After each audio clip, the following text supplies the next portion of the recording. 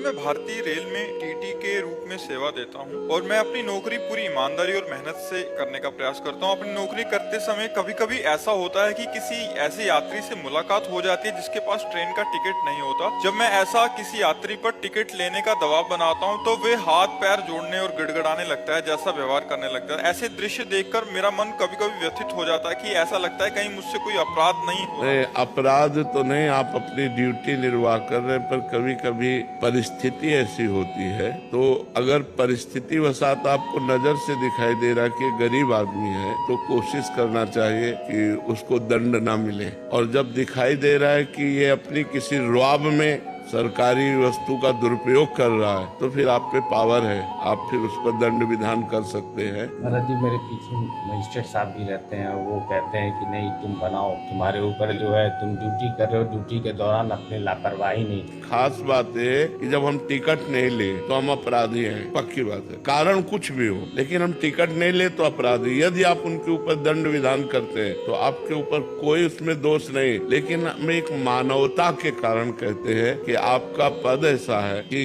कभी किसी परिस्थिति में फंसा हुआ व्यक्ति वो दिखाई देता है। एक होता है पेशेवर बेईमानी करने वाला आदमी और एक होता है अचानक गलती हो जाने में। कई कारणों से, ऐसे कई कारणों में अगर कोई फंस रहा है और आपके ऊपर ऑफिसर है, दबाव पड़ रहा है, तो आप अपनी जेब से लगा दीजिए कि 100 रुपया 500 रुपया मैं लगा देता हूँ, आगे से कभी चूक मत करना। तो मतलब इससे भगवान की कृपा प्राप्त होगी।